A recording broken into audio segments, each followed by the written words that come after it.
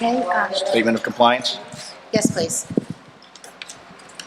This meeting is being held in conformity to the Open Publics Meeting Act. Proper public notice of the meeting was published in local papers on March 14, 2015 and March 15, 2015. If any board member or member of the public in attendance believes that this meeting is in violation of the Open Publics Meeting Act, the Hoboken Board of Education requests that they make a statement at this time. The board wishes to make those in attendance aware that this meeting is being recorded on video and will be rebroadcast by the board at a later date on cable television channel 77 and FiOS channel 46.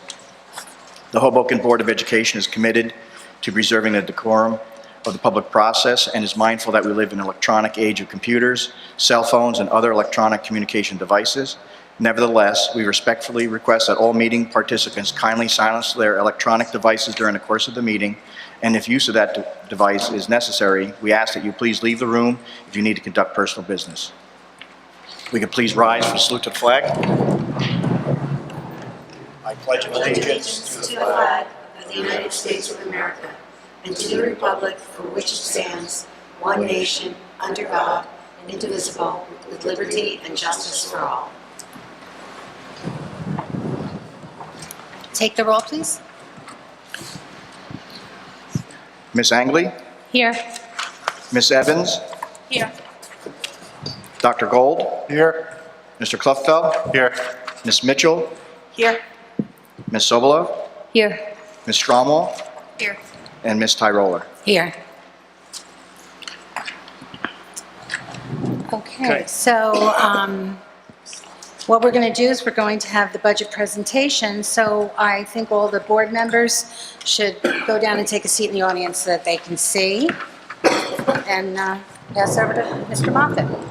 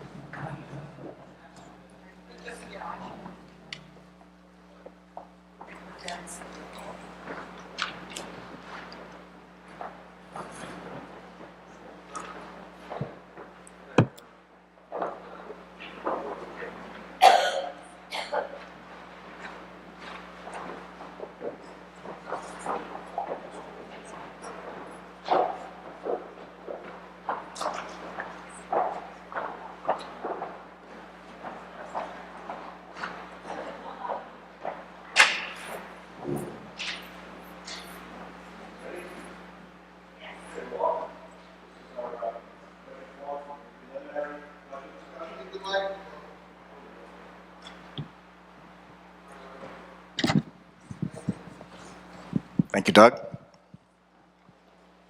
So this is our preliminary budget discussion. Wanted to let you all know, especially people in attendance, this is a preliminary tentative budget discussion. It's not final. A little bit about the process with the budget. We send it off. Really, it's entered into a website, the Department of Education.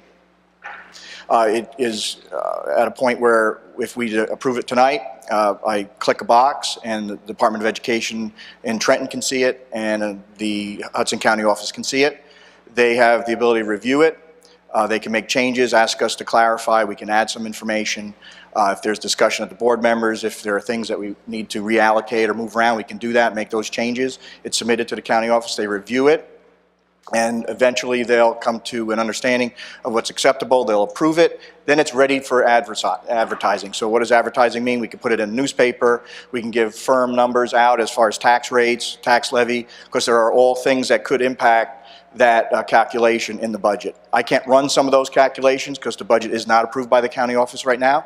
So what I'm going to do is just a little caveat at the bottom is basically it is subject to change. So everything tonight is subject to change. 5 things that continue to come up over time. These are long-term planning type issues. I know the board and administration have talked about this for a while. When I came on, this is a little review, but 5 things again. First thing when I came in, what was important to the board was the food service deficit. It was an accumulated deficit that we had to worry about. So that's obviously part of the budget planning that we'll go into. There was a dependence or over-reliance on surplus, meaning surplus from the prior year is used as a revenue source. That's a one-time revenue I'll say a one-time revenue source. It should not be relied on over time. So that's something that we wanted to walk down. Second thing, charter schools. We have and we'll go into that. Charter schools was an issue that kept increasing over time. So that was something that we had to address. We had the continual the mandates from the distinction of being a former Abbott district. We have those mandates that are part of our budget process. And then the last thing was our aging facilities. We have old buildings. How do we maintain them? How do we maintain the systems? How do we make repairs? Again, it's an SDA project, which is a school development authority, where we have to apply to them. They're 100% in charge of that piece. So these are all 5 challenges. Again, we had the food service deficit, over-reliance on surplus, charter schools, aging facilities, and mandates from the state as it relates to being a former Abbott district. So roughly, we're going to talk about some macro concerns: enrollment, appropriations, and we're going to talk about some debt service and some small items as we go through, but as I go. I'm going to make it probably the understatement of the year, which is we had a tough year in this year, which is 14-15. Again, understatement par excellence, I guess. But remember, we approved the budget. July comes, I get a notice from the state that our school choice aid, we had to reduce it once it was already approved and cast. That amount was $670,000. That was issue 1. So we knew in July, so we had already started looking at issues about how to replace it. The department at the time said, hey, you could use emergency reserve. We didn't have it. You could raise funds through other sources, which became elusive, I guess, to say the least. And the other thing was to cover it from our other reserve, which is our 2% surplus position, which is something that we decided to do, so we didn't have to cut further in last year, which is this year's budget, 14-15. Okay, fast forward to November of 14, get another notice. I'm afraid to look at my email now. We have an increase in charter school payment.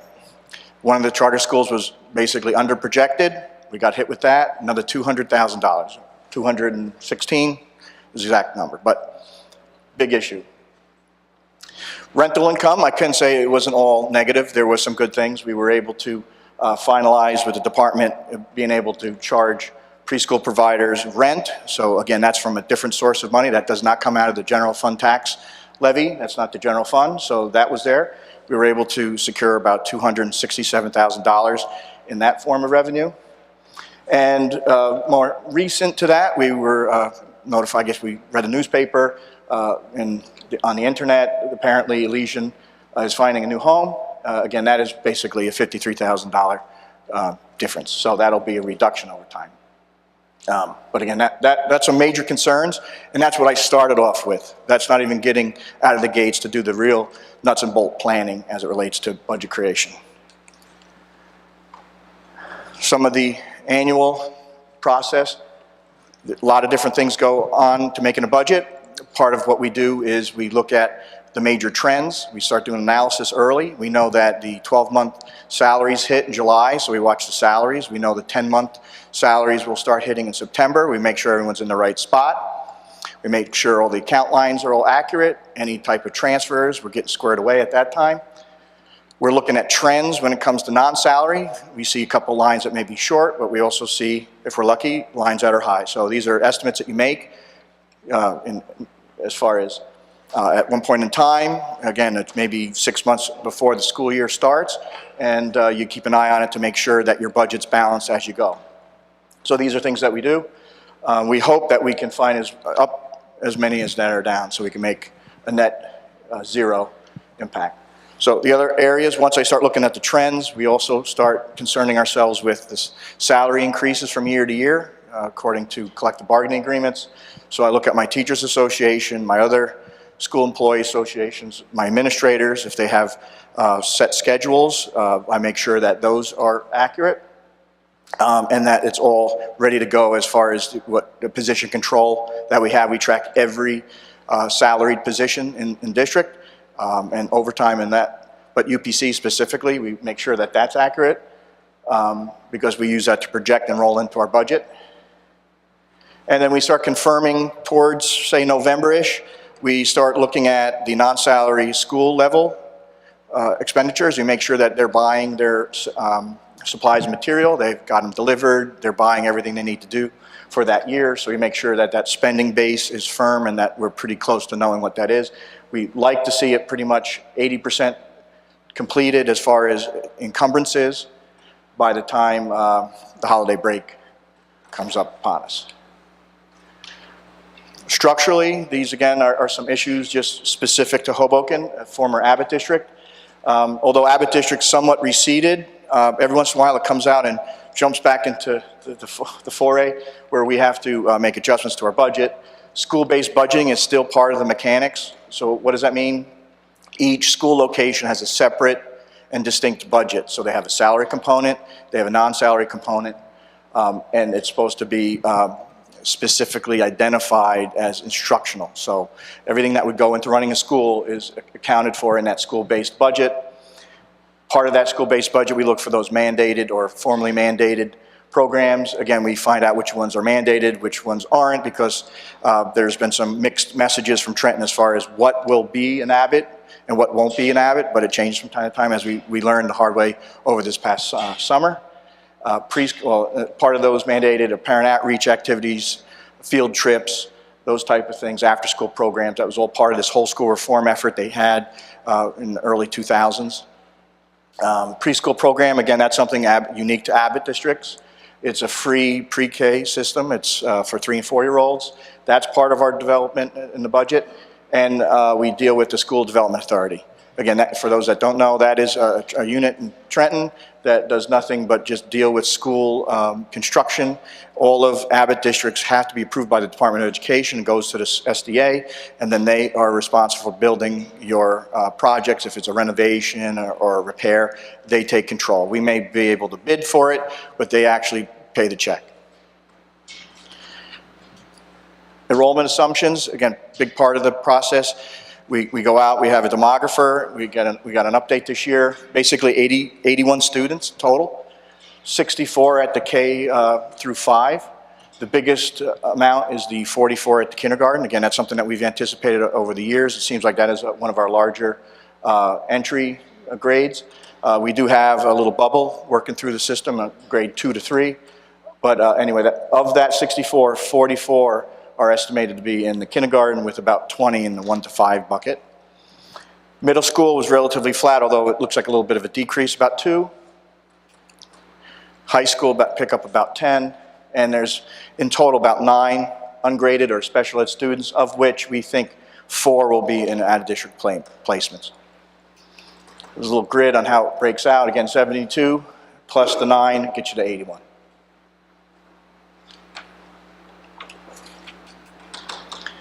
Next area, big part of the budget, charter schools. Charter schools, we budget for the transfer, so that transfer is for unique charter schools, which would be at this stage 3 major ones in Hoboken. So you have Ola, Elysian, Hoboken charter schools, the big ones. They're all given to us, this amount, meaning the enrollment, and you'll see in a minute, the payment side, that's all given to us by the Department of Education. They're responsible for calculating all this for us. We're given a number or numbers, and we have to budget for them. If we do not budget for them in what we submit to the county, it is rejected, and we have to add it. So it has to match dollar to dollar. Again, they present this calculation for us. They have this projection process that they interface with the charter schools. The resident district then confirms it. We have to have every student registered in our system. We confirm it. They come up with the calculations. They give it to us about the same time state aid notices come out in late February. What does the numbers mean? You have the 79 student increase. This is the impact, 524,956. The big 3, Ola gets the biggest share of the increase. Again, it's a 6.2. It's a significant increase from year to year. Again, that's the recurring thing from the very beginning. Part of the challenge of budgeting is a larger payment year after year after year. You'll see a trend momentarily. Again, OLA, we know the case. There's a question on if it's going to be approved to expand. That's the jury's still out on that one. The position of the Department of Education is we have to budget with that intent down the line, meaning if it happens, we have to have that money set aside. It cannot be committed or used for any other purpose. So it just sits and waits. And we have adjustments down the line that come, we'll say November. I was telling you about the increase that we hit this year in November, about 200,000. This could go up or down in November 15. That's the past 5 years. Significant trend. That's some pretty radical growth. With that said, I know I have a very large charter school payment. I then have to worry about our budget. So I have to make sure that vis-a-vis the increase of the charter school, that we have to take the time and effort to make sure everything is part of the budgeting process. The way we do that is I meet with the principals of every school and department heads of every area, technology, facilities, grant personnel. And we go through, and specifically this one is school level, so we make sure that we have everything that we need.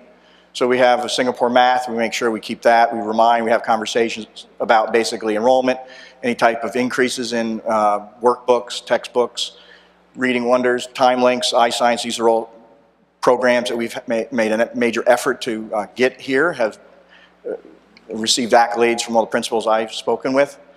And again, part of that is the enrollment trends. What do you need to cover the books and workbooks and textbooks, but what do you need as far as personnel?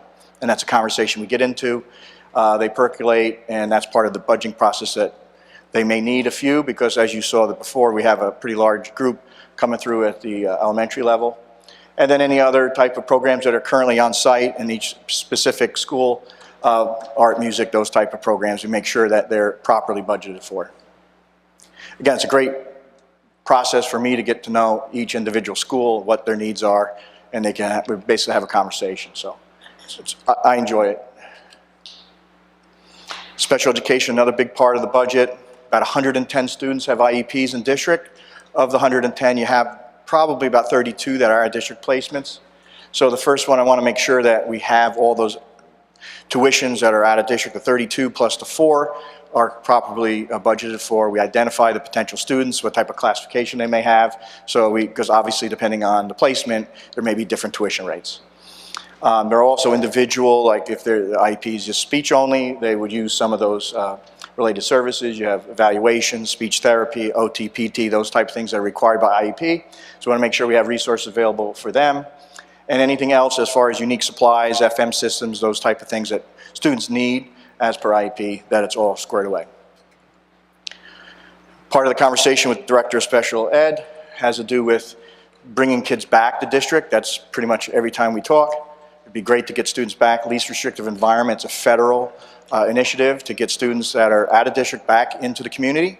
So that's a process that the IDEA grant, everything, it just permeates all of special education. How to do that? Well, you want to expand or develop new programs. So we have a fantastic autistic program, part of the ABA, which is at Wallace in the junior, senior high school. We have extended year programs for basically their summer programs. They're like usually 20 days during the summer. We want to make sure we have those, maintain them. If not, we can expand them, because again, we want to entice and bring students back and address their needs here in Hoboken. And if we have self-contained classrooms anywhere in district, we want to see if we can expand out if they're at max, if we have to add a new grade level or a new class for another 8, another 16, whatever it may be. So we want to make sure that if we need them, that we're talking about them. Technology, big issue this year as we're all living through the park. Technology, we had a Andy grant. We were able to invest heavily into our network. We have a mobile technology. That tended to be the main discussion I had with all the principals. They continue to want the carts, the laptops on the cart, so they felt it was the best way to address a lot of their needs. They could just roll it into a classroom, plug it, and go. Again, we want to be able to, again, as we expand our network, we hang what I call devices on. It's like a Christmas tree. You put on an ornament, you got to worry about the whole tree. We need to build capacity and make sure we have enough people and enough technology to support the classroom administrative uses, because it's just expanding. We expect Park to continue to expand. More kids will be tested, so we're trying to keep up with that now that we have a fantastic network that's been tweaked out, and we're ready to run with it. I always joke with the network engineer about he gets the keys to the Ferrari. Now he got to figure out where to drive it to. So those are conversations we like to have. Of course, he's always looking to buy stuff, but that's okay. But we usually have to say no to a lot of it, right? Part of what the technology area we started last year, we wanted to get into a cycle, like a 3-year cycle. So we wanted to constantly go out year after year for about 100,000 over a 3-year period. It was a little bit more affordable at this way. We were able to save a little bit of money last year, so we're going to continue. This year we had a conversation about our phone system. We're looking at our phone system. That's a competing interest at this point. But we'll get into some other hard decisions that we had to take over time. Security, we're always looking at that, looking at more cameras to buy, different angles, different doors to hit. Again, that's stuff that we're looking at. Hardware, front doors, back doors, side doors, and being able to monitor that. So that's part of the budget discussion. Facilities, again, one of these forgotten areas, kind of a little bit like technology. You kind of don't know how the wireless works, but it's still there. Facilities the same way. You don't kind of know where the hot air comes from. No pun intended, but water, sewer, those type of things. Tim Callaghan's the guy that has to worry about all that stuff. So again, I have to make sure I have resources available for him. We sit and we discuss some areas that he may need to adjust. Again, fire alarm, repair and maintenance supplies, make sure, big one happens to be preventative maintenance. We've got to make sure we're maintaining our systems so that they don't fail us later. Maximizing the FEMA, that was big because we still have one project out there that we have to complete. We've asked for additional funds, so we'll see where that ends up, but we're constantly looking at that. And then again, the SDA funds, we did get the grant approved. We went out to bid, so that's something that we want to make sure that we deal with. Again, it doesn't have that much to do with our budget, but to support it, it may. So right now, it's more about managing the SDA. Again, from the beginning, food service elimination plan. This year, 14-15, we have about 200,000 in. We were able to make some significant progress the last year. I think we calmed down our auditor and the county office, so we were able to appease everybody. They really were looking for us as a board to make progress. We did. They're very happy. But I want to continue. I know the board does. So that was definitely part of the budget process. I didn't put it a separate slide, but the reserve itself is another 200, so we just kept the same reserve. So I think that would allow us to reduce it, again, rough number, 150 at least next year. Okay.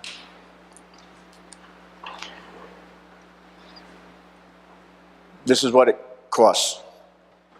What does it make up? Now, this is the box that we live in. I call it the box scenario.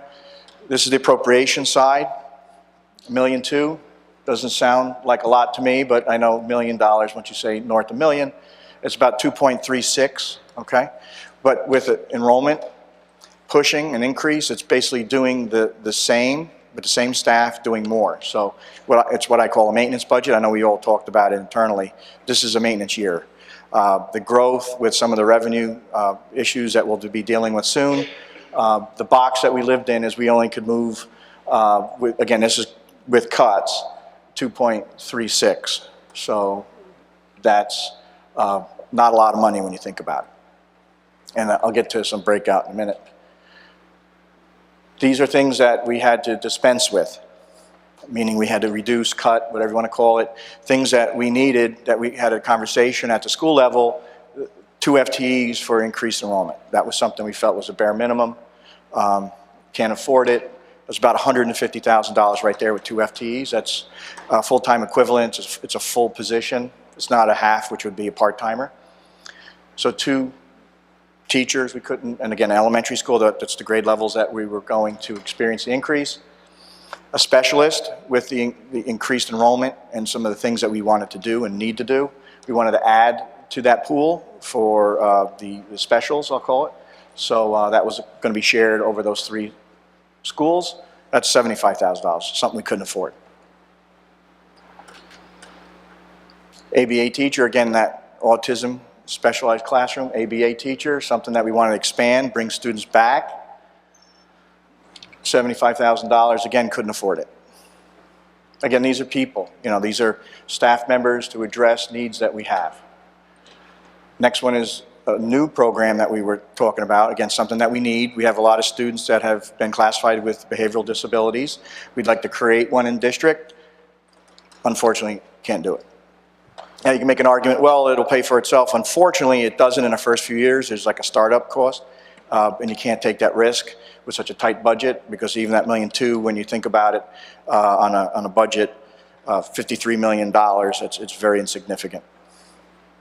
When you talk about increased, as far as salary requirement, you're talking health benefit increases, you're talking about increases in energy costs, other program costs that are incremental and increase over time.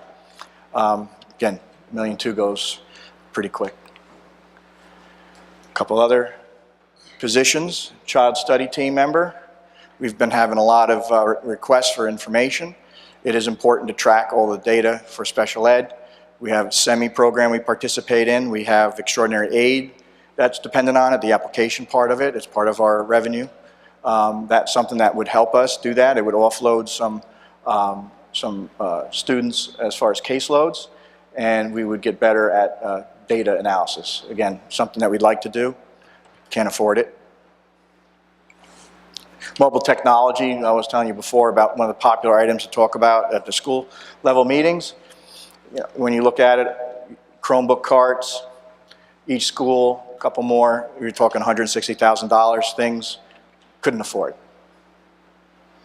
We're going to continue to try to address it. There are other alternatives that we're looking into right now. There are some residual funds in a grant that we're going to look to help cover some of these costs, but again, it's competing interests, so, but we'll try. But in this budget, we couldn't put it in.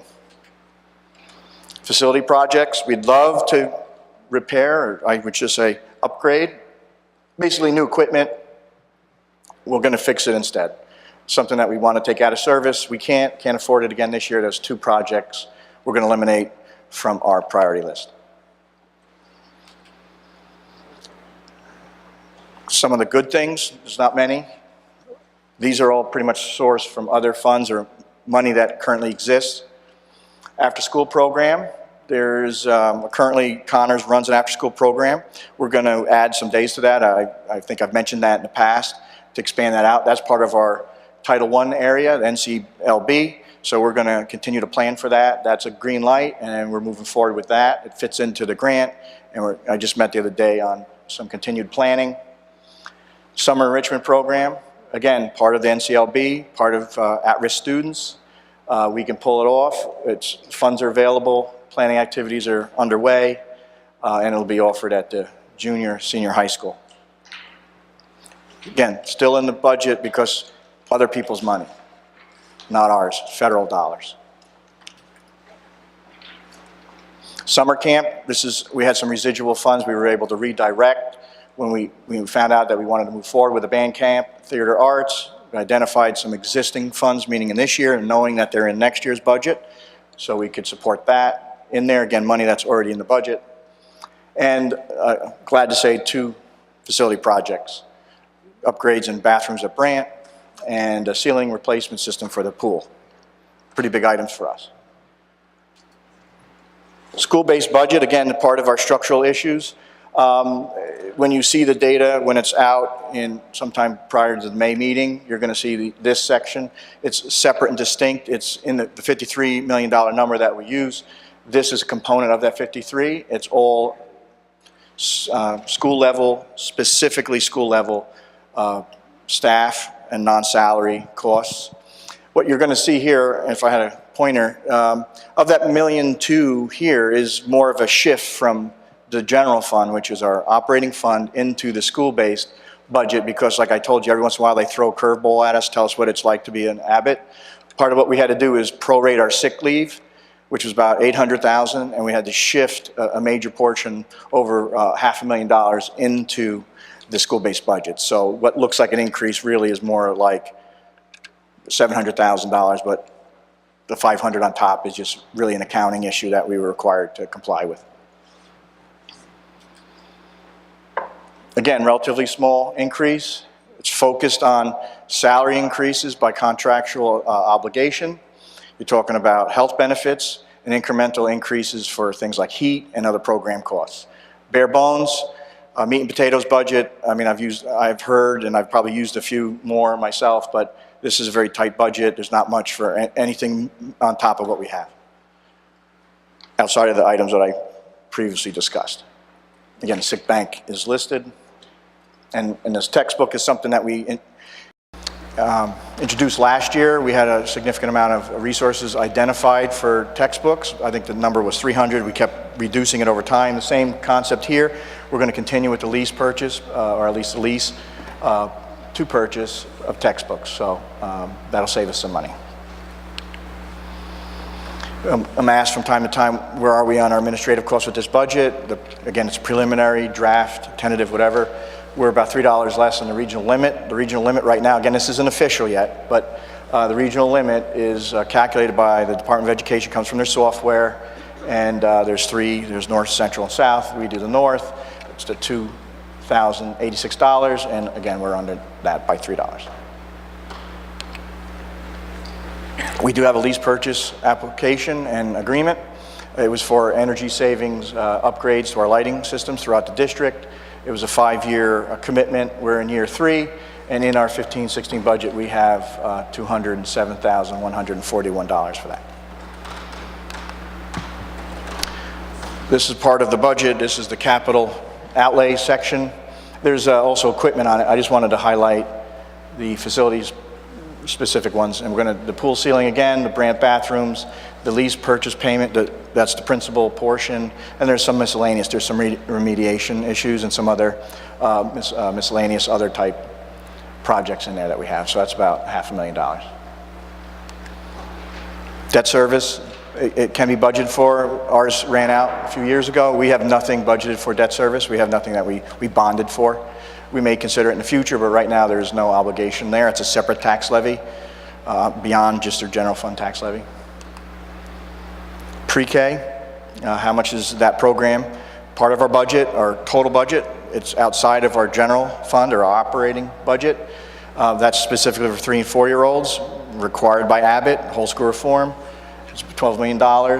It's a little bit less than that. There is a carryover portion in there. That's about $1.4 million, but that's the total plan as approved by the department. That is subject to change. Sometimes over time there's enrollment changes that they can increase or decrease, but that's what it is right now.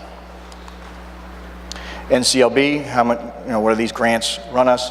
The programs, the activities, about $1 million for No Child Left Behind, and about $660 for IDEA. IDEA is mainly used for tuition, assist us to pay tuition. That's the way we choose to allocate that. And NCLB has to do with a lot of the Connors activities, at-risk activities, programs, after-school programs, parent-friendly programs. They're all in NCLB. Now, this is a quick slide right before we go into revenue. Wanted to go over some of the different type of revenues. First is the general fund revenue. Where you get that is basically the local taxes, which is property tax. That's your general fund tax levy or local tax levy.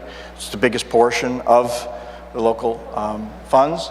Pays for your operating section, your meat and potatoes part of the school district. There's what they used to call formula, but they don't run the formula anymore. It's Department of Education, State of New Jersey. They're supposed to take all the demographics of the district, run this formula, kicks out a number, and they're supposed to send it off. But I guess they ramped up a little bit too much. They don't have the funds available. They've basically flat funded us for the past at least 5 years, and every once in a while we'll get specifically identified pots of money, meaning they'll identify under adequacy aid, school choice aid, those type, they'll add to the budget, but very little. Like last year, I think it was like 20,000, combined was 45,000, but they really haven't run the formulas. That would go into the general fund pot. Restricted aid is the next category, and these are things that come with strings attached. So you have strings attached with the state.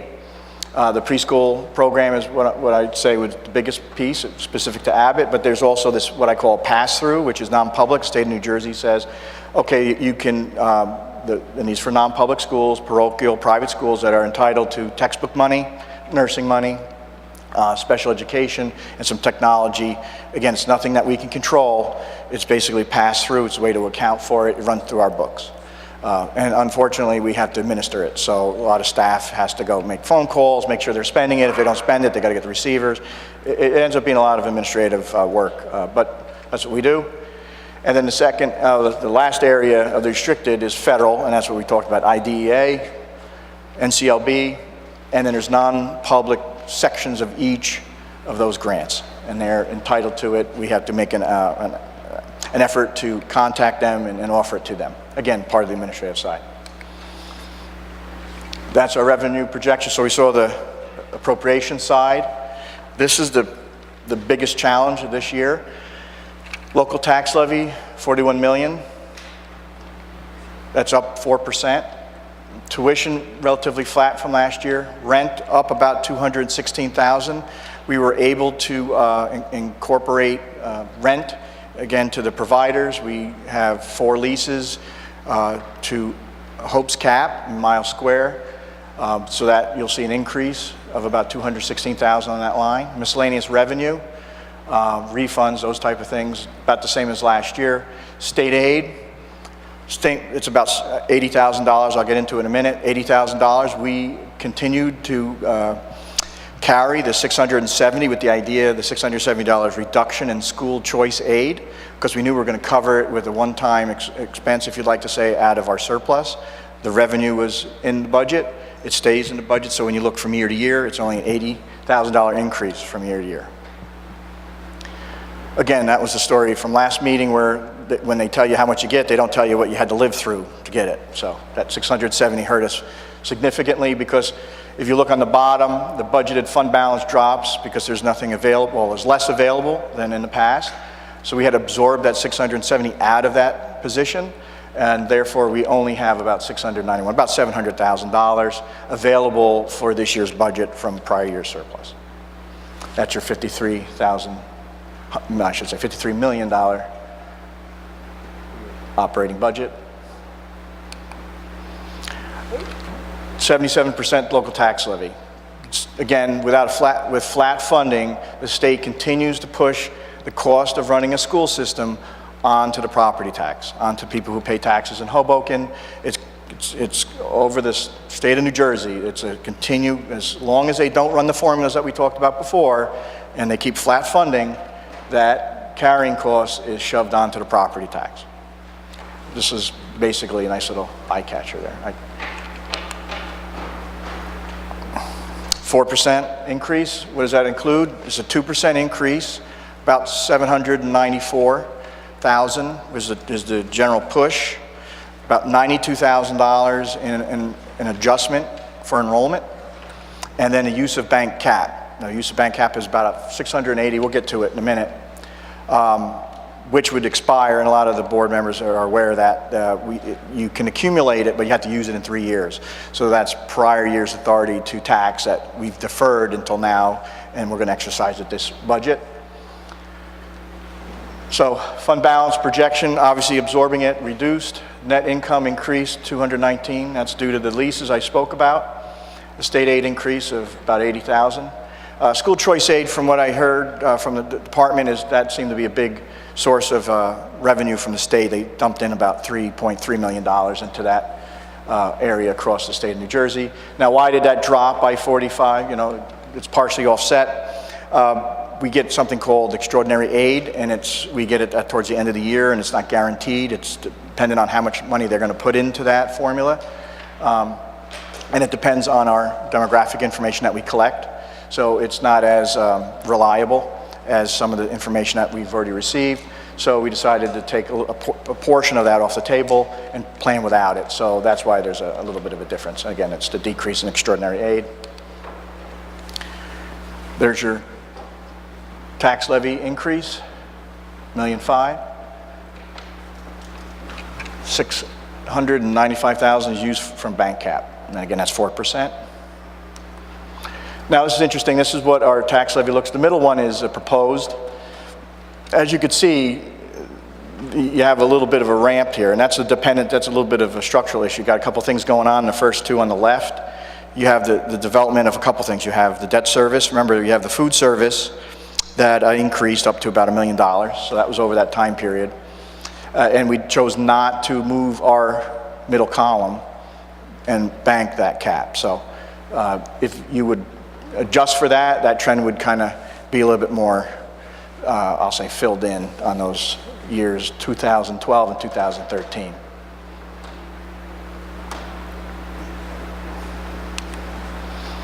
Minimum tax levy, $38 million. That's again calculated for the Department of Education. It's for informational purposes.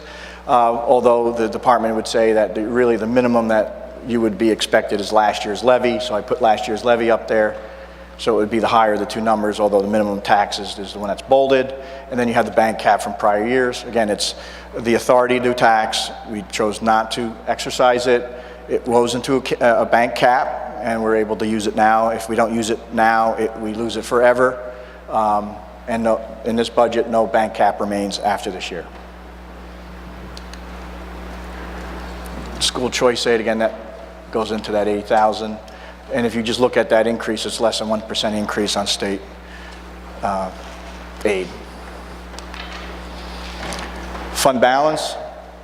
Again, this is something that, again, starting out the program tonight, talked about five things. This is one of them, is the use of surplus.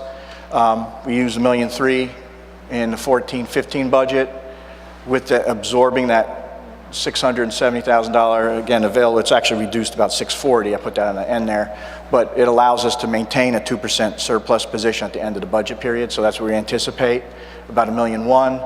There's only funds available for that $691,000, about $700,000 next year, and that's what we predict. What's next? As I start out with, I finish it, put in if it's adopted tonight, I go and I click a box, ends up going to the department, they review it, they communicate with us. I then start building the advertising, if you like to call it, things that you can go to the general public and say, here is what the budget's going to be. We can share it with the municipality informally. Adjustments, again, adjustments can be asked by the Hudson County, and also the Department of Ed in Trenton can ask us to make some changes to it. And we can, as a board, again, it's something that we can discuss, make reductions, make redistributions, those type of things. We can make those changes all the way up to May 5, which will be the formal hearing and the adoption of the final budget. And I think I covered everything. If there's, I think what we'll do is President, we'll go back and, okay. Okay, well, thanks.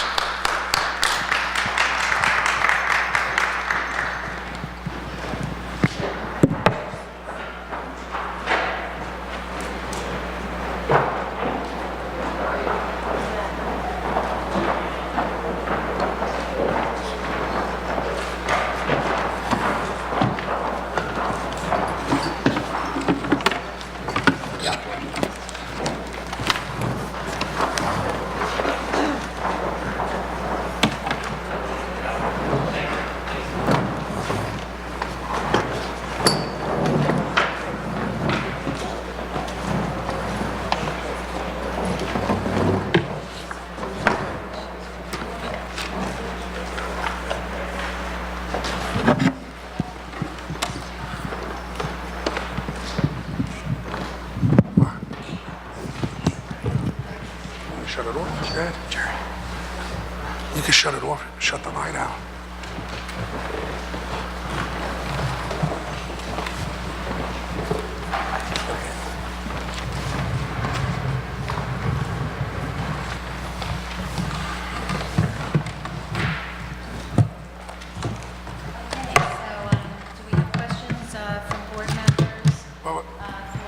One second, I don't have the mics, those on.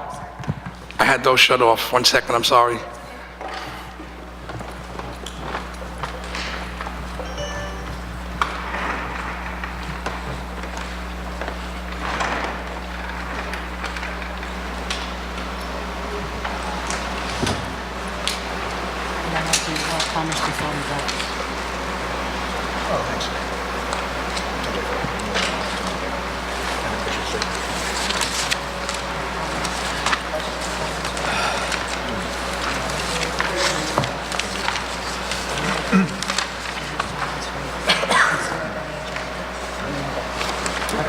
Okay, now we'll have questions and comments on the presentation from the board trustees. Who'd like to start? I'll start. Okay, Ms. Angley? Bill, can you just clarify, so of the 53 million, staff makes up 24 million of that, charter school payments make up 9 million, and then the remainder would be 20 million of other things coming out of the general fund? Well, I'm going to say, without looking at it, 75% of the total 53 is going to be salary related. The 22 is more specifically identified as school-based budgets. But I would say closer to 75 are actually people and their benefits of the 53 million. Okay, and charter school payments are included in the 53? 53 includes the charter schools, correct. Okay, okay. That's it for now. Thank you. And I'm probably reading this wrong, but can you talk more about the regional limit and the $3 and... Yeah, part of the fiscal accountability regs that came out a number of years ago, by regulation, the department requires a district to identify the administrative costs as indicated by entering, it's a calculation, but they isolate things like central office expenditures, insurance, technology, business office, those type of cost centers, they isolate it. And then they say you have to do better than what we have calculated from our tabulations and whatnot. But the word limit seems to imply that we just sat there, and yet I know we're not... Right, we're $3 below, Yeah. right at this moment. If we were over, we would have to explain that to the Department of Ed, to the county office, and the likelihood of our budget being approved would be slim to none. But they would want to know what special circumstance that we would need to, they would have to understand to allow Let me us ask to go the over. question more bluntly. Does Sure. this imply that our administrative costs are high? No, this means they're below what their threshold would be, so this would mean they're acceptable and below the regional range that they have set up. Okay, So the great. answer would be no, it would be below that. Okay. Ms. Trumwell, Ms. Evans, anyone else? I just wanted you to clarify, for 88 new incoming students, we only get $92,000 for those 88 students? 92,000.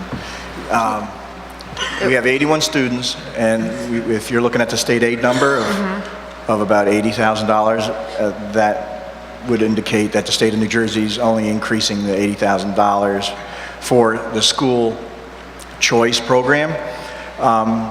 To tell you a little bit more about how the actual formula works, when we enter the enrollment data into the state's website, it has certain thresholds where you get a little bit more for the size and the type of population you have. That generated about $92,000 increase on top of the tax levy.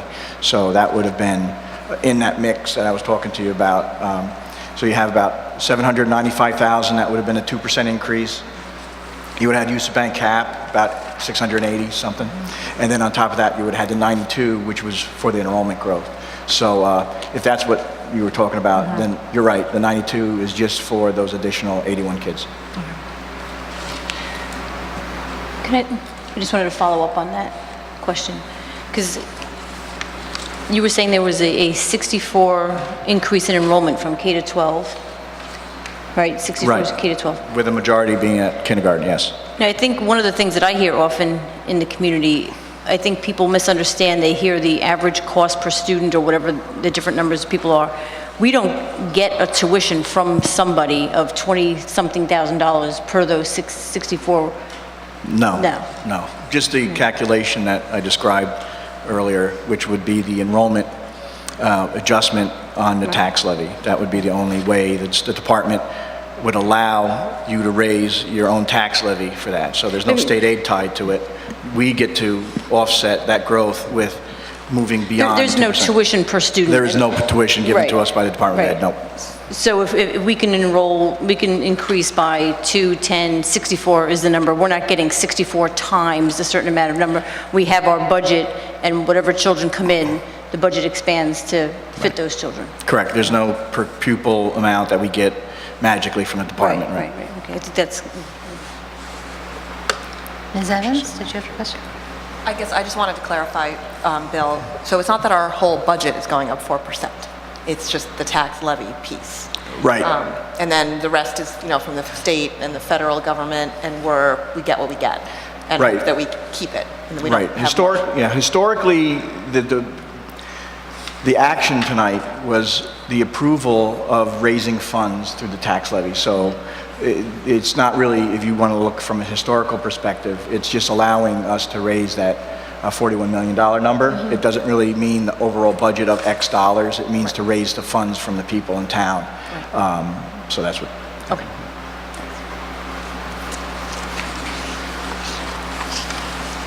Any other questions or from the board? I think so, but I can't, I'm not, I think I will, but I can't think of it right now.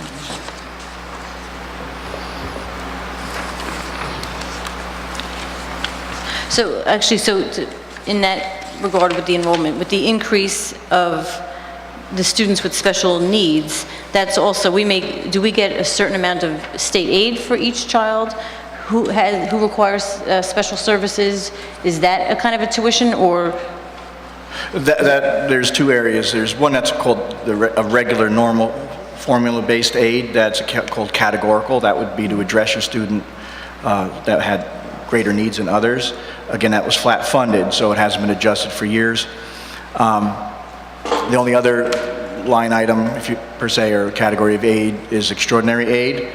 And the way extraordinary aid works is that over a certain dollar amount, around $50,000, anything above that amount, so say you have a student that costs an eligible $100,000, you would be, I'll say 100, say 100, so 50,000 of that, you're eligible to be offset. So the first 50, the district's responsible for, and then we could provide an application for that difference of 50, and then depending on how the state funds that, again, it usually comes out, we'll say May, but when they decide how much money to put in that bucket of aid, I'll say, then they distribute it. So sometimes it's more or less.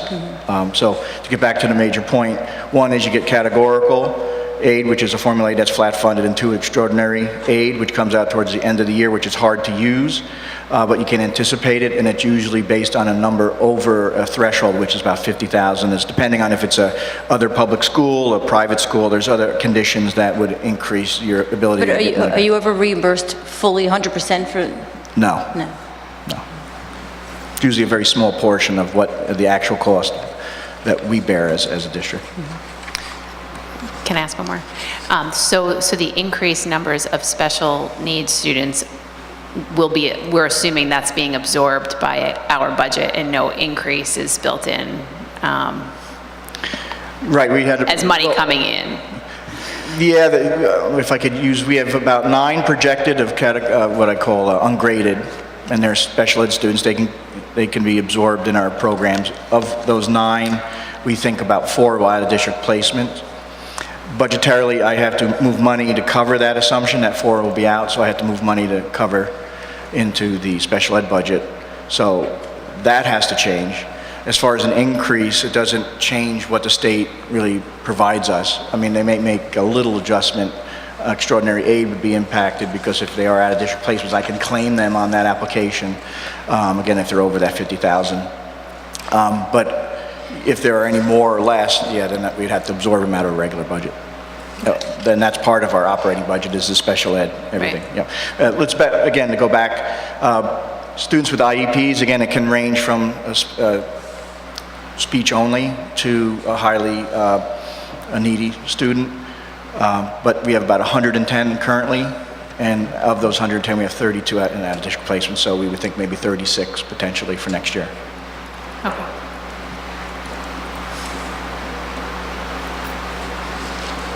Other questions or comments from board members? I just want to double check the appropriations for younger students, elementary students, are less than middle school and high schoolers, correct? There's a different calculation? Yes, there normally is, yes. Okay, Yep. thank you. Yeah, the cost of, the high school are more expensive to educate than the kindergartner, just because of the classrooms, the material they need, the type of subjects they need. Yeah, so there's usually cost factors into that, and our aid, when they run the formulas, should address that. Okay, thank you. Other questions or comments? I can go over the backup if you'd like, real quick. I can just walk down the numbers. Anyone have questions on the numbers? It has the red, and again, it supports the action. It's on the back of the agenda. Oh, okay.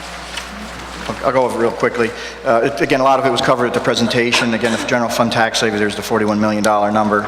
Fund balance, $691,530. We have other local revenue, which includes tuition, rents and royalty, miscellaneous revenue. That all equals $789,624.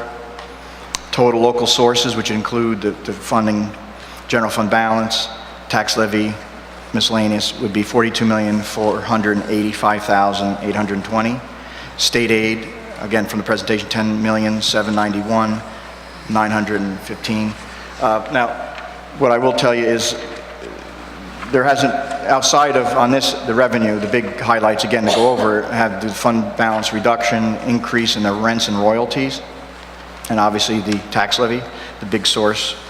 And I'd like to point out that the way your fund balance would work from year to year, that actually drops. So that's why it's important not to create a budget where there's a dependency on a one-time revenue. They call it a budget cliff. I know every time we have a sequestration down in DC, we hear about the budget cliff, but when you use one-time revenue sources to fund an operating budget, there's always a risk that when the money's not there, you have to fill the gap. And that's kind of what we did this year, because we had to fund that gap. So a big portion of this tax levy offsets that drop of about $608,000 from year to year. Again, that's important to know because it really has very little to do with the appropriation side. It's just really filling in revenue. So what 4% looks like, a lot of that 4% goes into the reduction in fund balance, which was caused by that loss of state aid in 14-15 of $670,000. And just to be clear, when we talk about 4%, it's 4% of the school tax levy, so it would translate to approximately 1% of your total tax bill.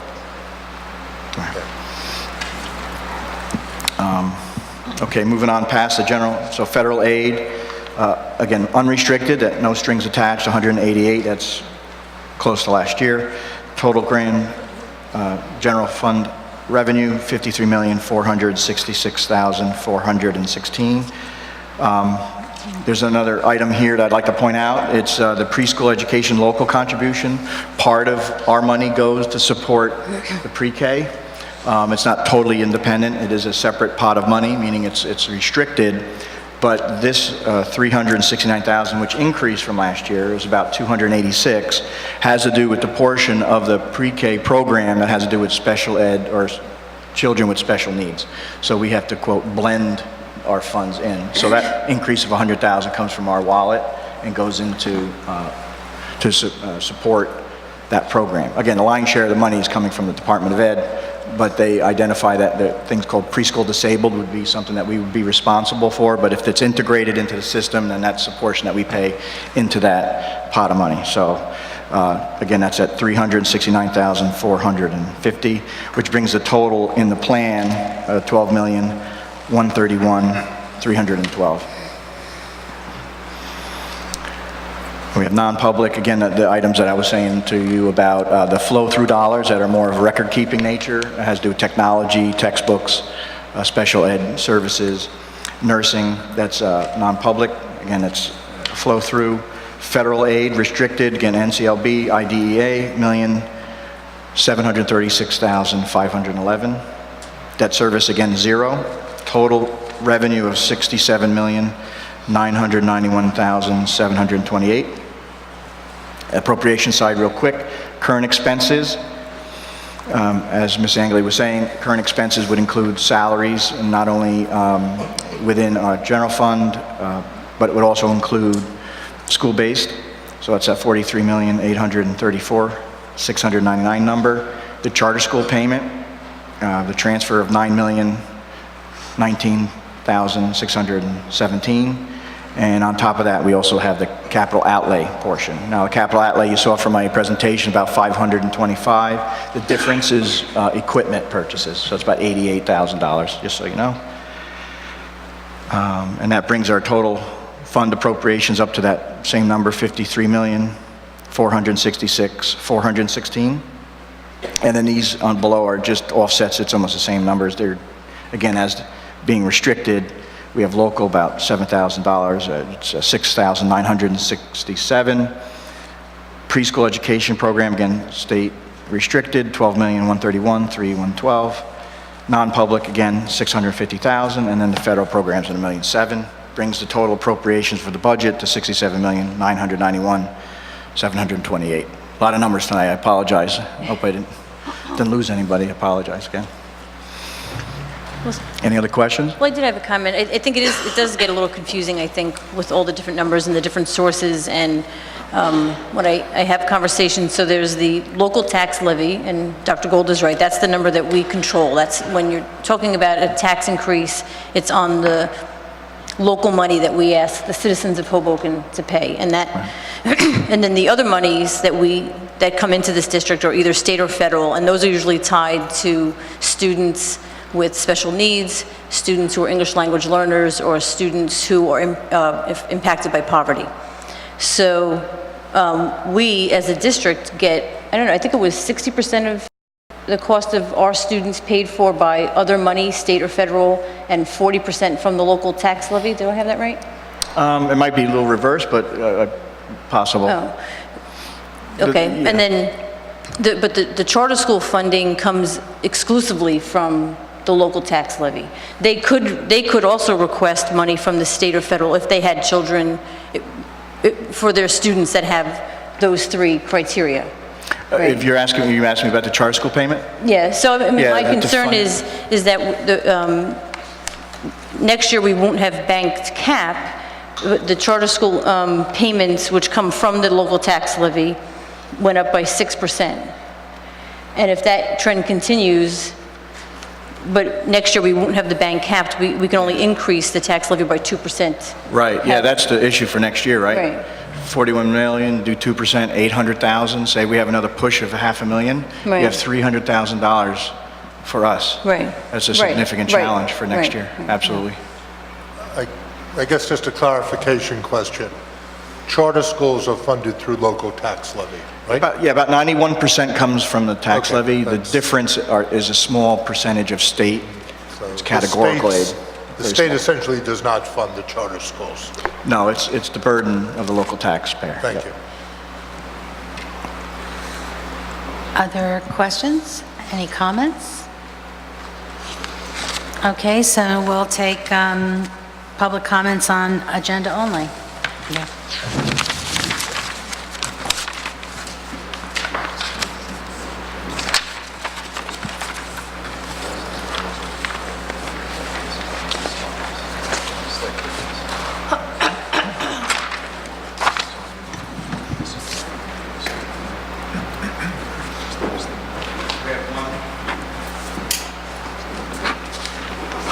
We have one signed up for the agenda items. It's Mr. Brian Murray.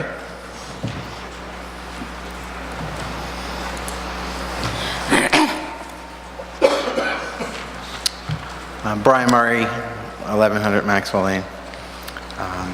This is probably one of my least favorite meetings of the year because there are so many questions and so many difficult answers. My first question has to deal with, and I apologize for last week's meeting, that was just 7 days ago, where you went into executive session and I had to go, so I didn't see the end of the meeting and I didn't catch it on TV. But last week, a week prior to unveiling what's a 4% increase in our local taxes, did you all vote to give raises to all of those at-will employees? Was that approved last week? I would like to know that 1 week before you're going to This produce a 4%. comment is on agenda item only, okay? Well, That it's could 1 be a week public- before this agenda came out. I would ask Mr. Moffett, since we were talking about charter school payments versus state aid, is it true that in your presentation that it looks like the cost per tuition for an in-district student is $28,693, and the cost per student of a charter school student is $11,821?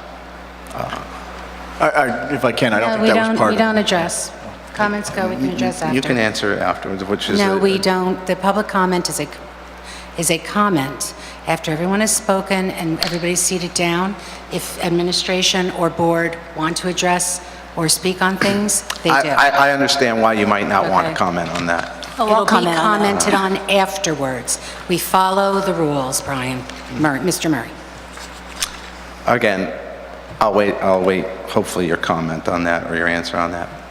I'd like to go back to the forecasting that you did for the enrollment of students. How has that history of forecasting been, how accurate has that forecasting been over the last few years in terms of being able, because your budgets are really based on the number of students there, school choice, kindergarten students, number of students that go to choose for the charter schools. How accurate is the history? Because correct me if I'm wrong, but I think we had some budget issues last year based on some forecasting challenges there. And, I'd be more interested in understanding some of the methodology that's being used, especially at the lower levels, to be able to understand that.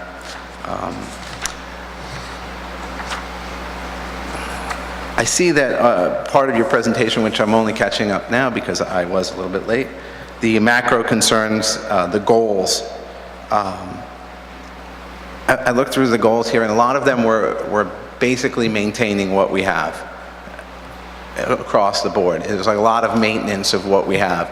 Now, we've raised taxes 4% 2 years ago and 3.9% last year, and again offering 4% this year. I'm wondering where some of the growth areas are that, as a parent and as a taxpayer, that we're going to be seeing in the public schools based on essentially a 12% increase over 3 years. So that would be a concern for me as to where are we really going to see some major improvements. And then lastly, it does seem like that a lot of the money is committed to the personnel. As you said, 75% is committed to people and benefits. Now, this board has been here to negotiate at least the last 2 contracts that cover personnel and benefits. And here we find ourselves discussing that next year, when there is no bank cap, that we're going to have a real problem filling budget gaps. And I'm wondering, this year and next year, how is that going to affect the personnel, the number of people that are going to be employed, given that, that you've kind of boxed yourself into a corner here for 75% of all the dollars. And, where is that going to come from? Last year, you privatized the bus company, and the year before that, it was some other folks. And so I guess what's going to happen in the next 2 months in terms of some of the personnel, and is there a plan to privatize those folks, or is there a plan to reduce staff in some areas? I will obviously open the full budget that you're going to propose to Hudson County, but to try to see where there's some plans for that. But if you could speak as to where the folks are going to, where this money is going to come, given that 75% of it is people. So I'll leave the rest of my comments for the public section.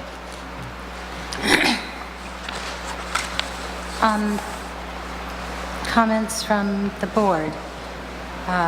Start to Ms. Angley, any? No. No.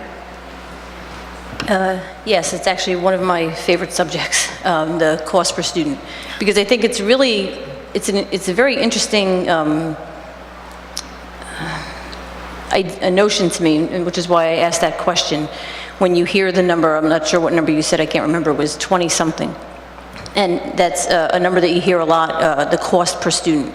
And you get that number by dividing the total budget by the total number of students. So it's an average, And as we just discussed, many of the children in the district have different needs. So if you have a classroom of kindergarten students of a general ed class, the needs are going to be much less expensive or require fewer resources than if you have a student who's requiring an outplacement for $110,000 per that student.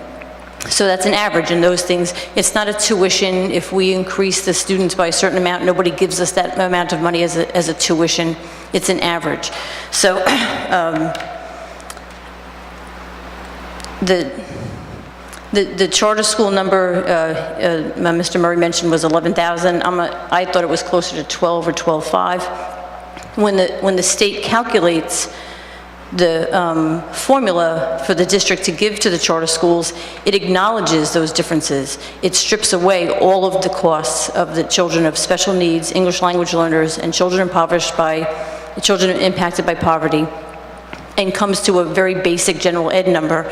The charter schools get 90% of that. That's the formula. So even the state acknowledges that there are differences in resources that a district may need to teach children that have different needs. So it's an average. I just wanted to point to that. Thank you. To the left, Mr. Gold, Ms. Drummond, Ms. Evans.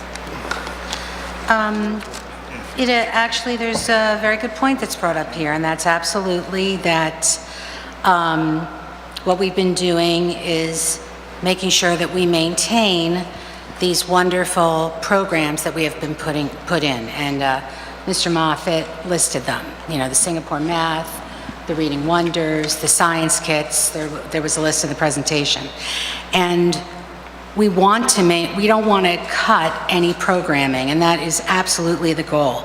And when the question is, what are we getting for it? Well, I think there was actually an audience member that was in Connors and has seen it. That school has had a complete turnaround in the last about 3.5 years. And it's looking like it's going to come out of its focus designation, which is a huge achievement for the administration and the teachers at Connors, and reflective of the administration in the central office. The other thing that's wonderful is I was at the high school yesterday morning, and our principal very excitedly told me that we have, I guess the high school graduation rate rankings have come out, and Hoboken moved up significantly. We are number 3, that's behind McNair, was number 1, which everybody knows is a selective high school. It's a test in high school in New Jersey, so it's really not a general ed. And number 2 is Secaucus, and then there's Hoboken. And that was a great improvement. And this is all to do with, it's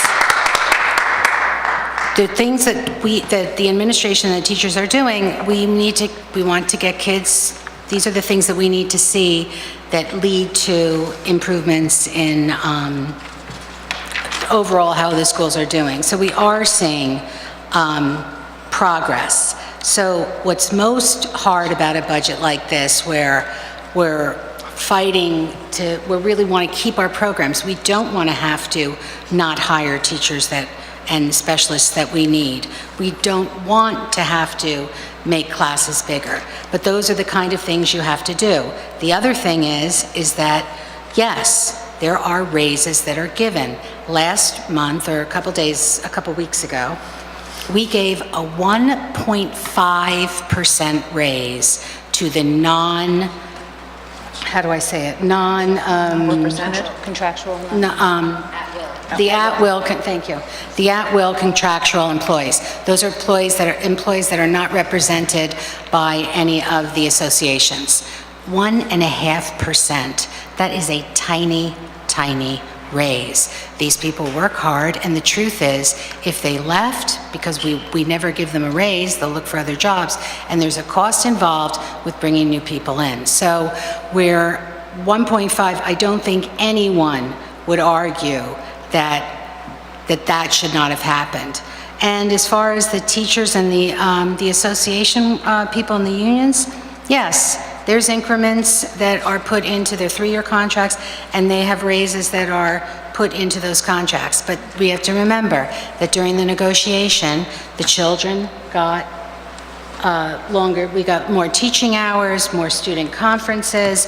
The teachers are actually working more for the percentage that they made. So this is part of, those are things that happen, and we're just looking to do what we need to do to not cut or take away from what's here right now, because it's working, we're seeing progress in our buildings. If we pull anything out of these programs or anything we have in place, we're going to lose some of our results, and we don't want to do that as we get everything under control. So, okay, any comments from the administration before we go to the vote? Yeah, Yes. I have a few. If I could just address a couple of the issues that were presented here tonight. First thing on per pupil costs, you first have to answer a question of what you want to use them for. So that it's a constant debate. You can create all these types of cost per pupils. You can isolate numbers. You can add, dilute. And I'm just going to talk about one that I'm very familiar with. The comparative spending guide, as created, had a debate at the legislature and in the Department of Ed down in Trenton, and it had to do with the cost of facilities. So they have a general overall cost per pupil, and it's part of, I think they call it the taxpayer's guide for budget spending. It used to be the comparative spending guide. So they went back and forth, so the legislature and department settled on, to be comparative, you have to drop the facility cost, because some urban districts would look skewed because there's a lot more expense as it relates to old buildings when you compare it to somebody or a district in the suburbs who just finished building their facilities. So it was unfair. So they decided to eliminate that. So they held it neutral so you can compare the two. You know, you can like districts. So they decided to drop that. A few years later, I'll say maybe a decade later, the current administration decided to add that back in because they wanted that in. So now we have a new total all-in cost per pupil. So again, it depends on what you want to do with it. If it's to compare, you can argue about how to compare, what expenses are similar, what aren't, what are unfair to compare. So that's the background I have with per pupil. And another question would be, if we have the money and it's a general fund, would you add charter school students in with our general population, since that's the bucket of money that covers both groups? So it's our own students and charter school students in one. So again, you could debate that until, as my father says, the cows come home. He was a dairy farmer. So that would be my point on per pupil. Enrollment, we contract with a demographer.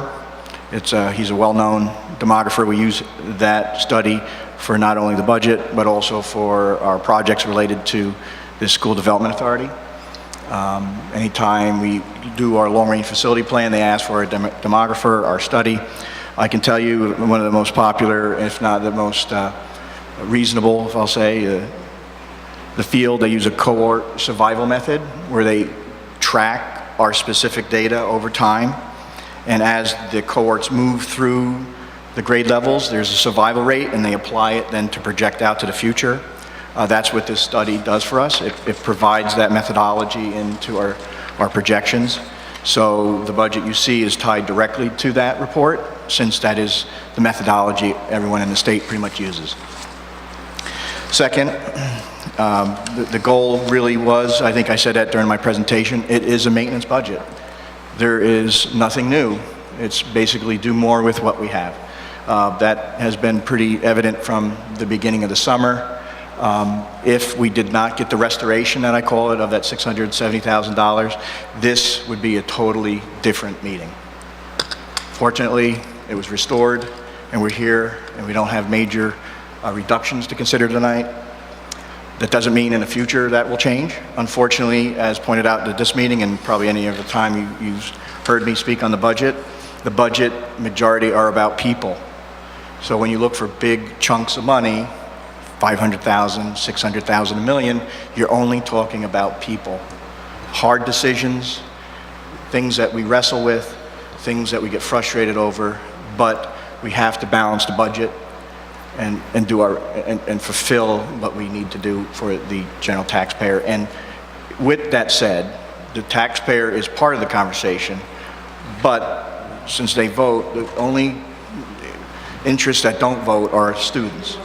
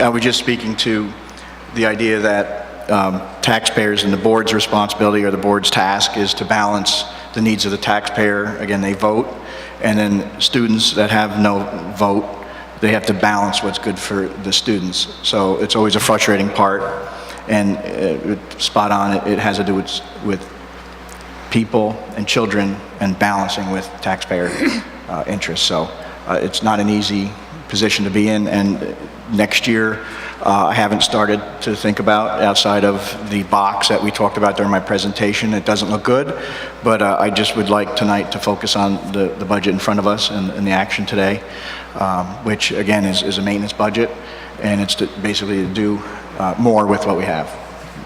That concludes my remarks. Thank you. Okay, then,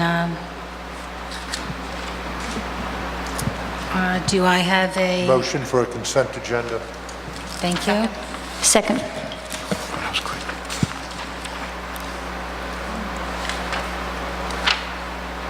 Call the roll. Call the roll, please. Ms. Angley? Yes. Ms. Evans? Yes. Dr. Gold? Yes? Mr. Kluffel? Yes. Ms. Mitchell? Yes. Ms. Sokolov?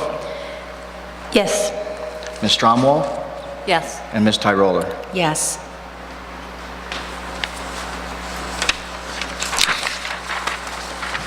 Okay, we'll now have public comment on anything you want.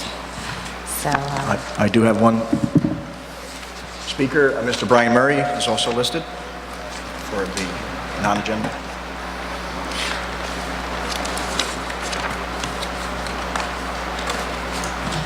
Brian Murray, 1100 Maxwell Lane. Thank you for your answers, Mr. Moffett. I do appreciate that, and I understand that you are working very hard at this. I'm fired up. I really get fired up when I hear things that are like half-truths or almost truths or hidden truths, and here's one. I heard you talk about the 1.5% raise to the at-will employees. One of those employees makes $143,000 a year. So we're not talking about people on the edge of, poverty here or people that are really just grinding it out. 143,000. You're raising people's taxes by 4% again, and you can't figure out how to cut a little here, cut a little there. Over the past year, I've watched you move the meeting here to this room for, well, I don't know, $5,000 or whatever, because we have so many people that need to come to this meeting, all 10 of us that usually come to this meeting, that we needed to move the meeting. I've watched you pay the JV women's high school scorekeeper thousands of dollars. I've watched you vote to pay people to count lunches. I've watched you vote to pay clerks $40 an hour to register pre-K people, and it goes on and on and on. Those are just a few little things. We pay our paralegal a prorated $300,000 a year. I mean, it's all of these little death by 1,000 cuts. Death by 1,000 cuts is what we get here. It's not about the teachers' salaries. Your fiduciary responsibility is to the taxpayer to say, how do we negotiate with all of the unions to get the best deal in the places that we need so we can have the most teachers in the classroom teaching the kids and that we can teach them the best way. And it's all these little things that we waste money on that it's like, oh, hey, what's a little bit here and a little bit there. It all adds up. And not one time have I seen you guys say, you know, enough is enough and we're not going to spend that extra $100 or $200 or $5,000 because guess what? We're out of money. We've raised taxes 4%, 3.9%, 4%. And guess what? The taxpayers are tired of it. And you know what? We are tired of it. So now I'm fired up about that.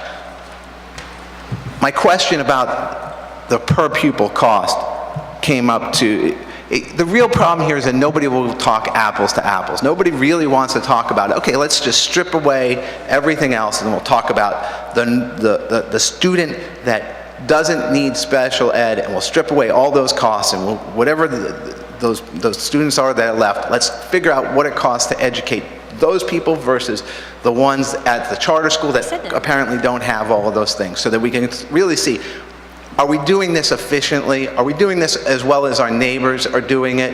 And if not, why not and how can we get better at it? The fact is that when we have 100 or so school choice students in the high school, guess what?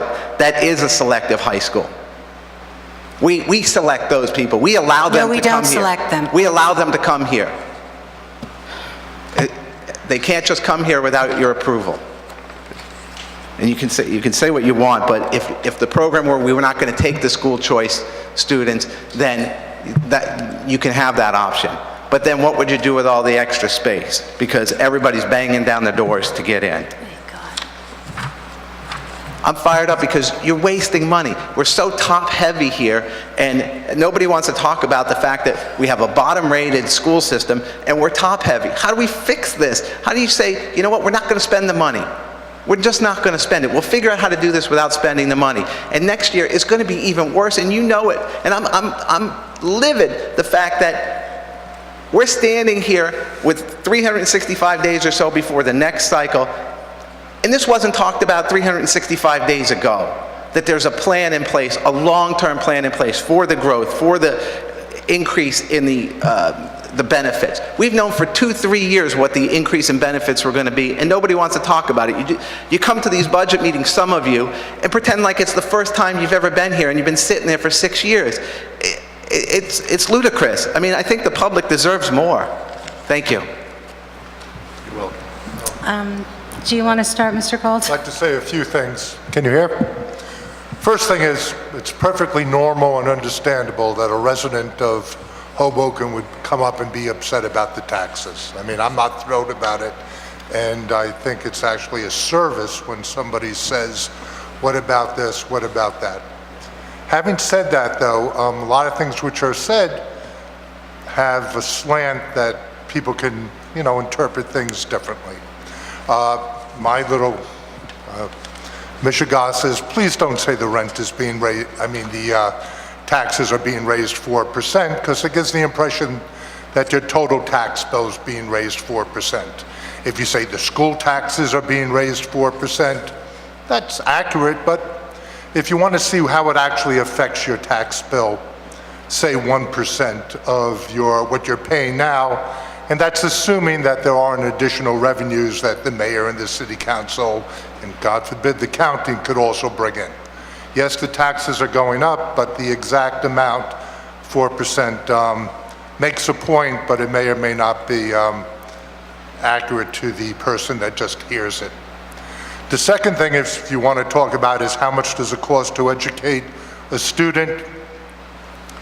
Well, believe me, what the charter schools are paying per student, getting per student, is not what they're paying per student.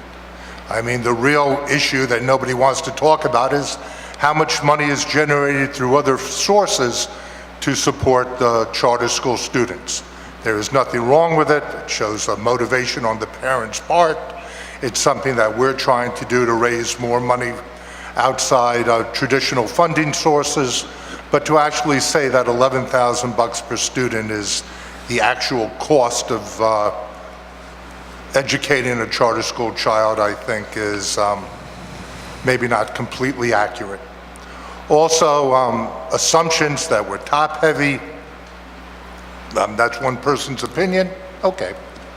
And the other thing is that we don't acknowledge that there's a problem next year. We all acknowledge there's a problem next year.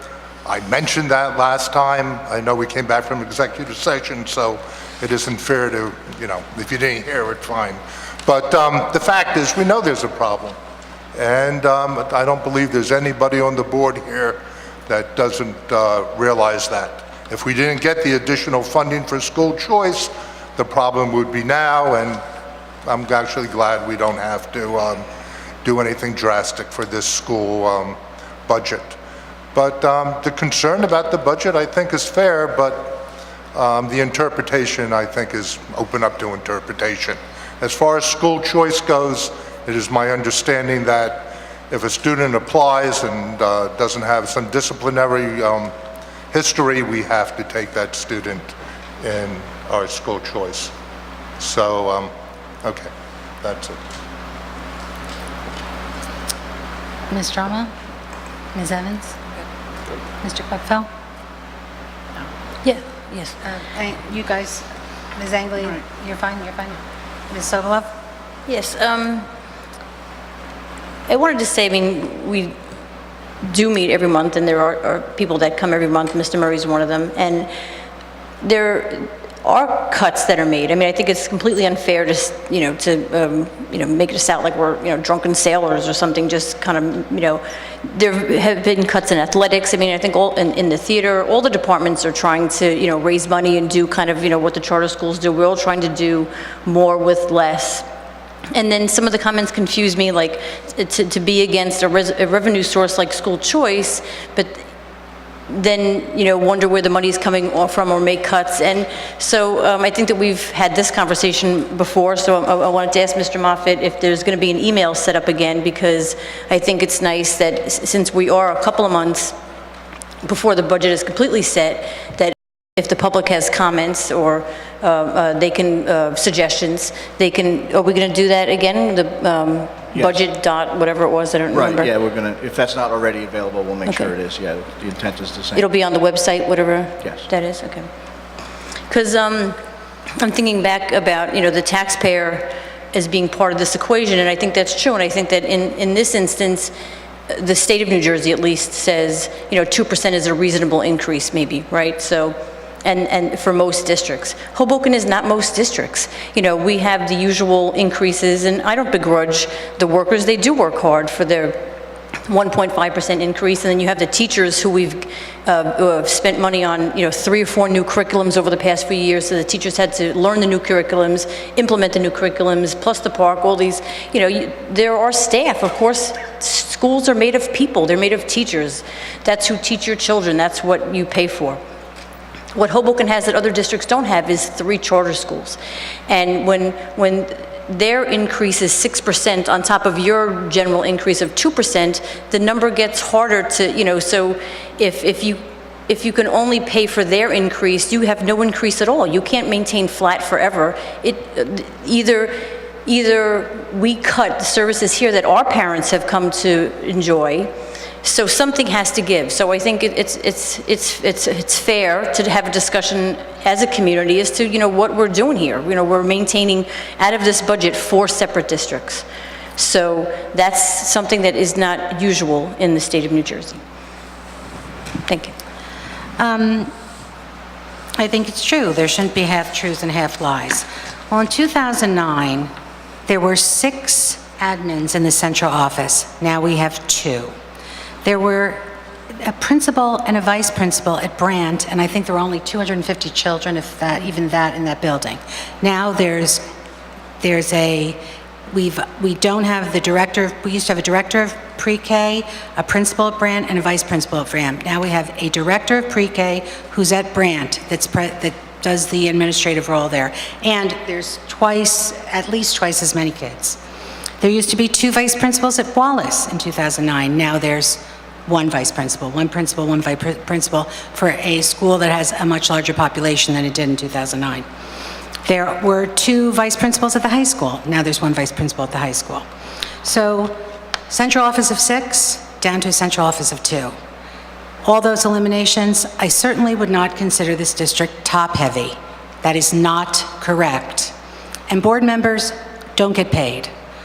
So that's what happened. That is our administrative, that's our situation administrative. And last year, as part of the budget cuts, we did lose our director of curriculum and instruction, and that was actually a very, very difficult cut to make because a lot of that work was offset. We were able to do it because we had been in such an aggressive curriculum writing schedule prior to that. So fortunately, a lot of the work that you need that person to manage had been written and were more in a maintenance mode. But it was definitely difficult in the structure of what goes on in a central office.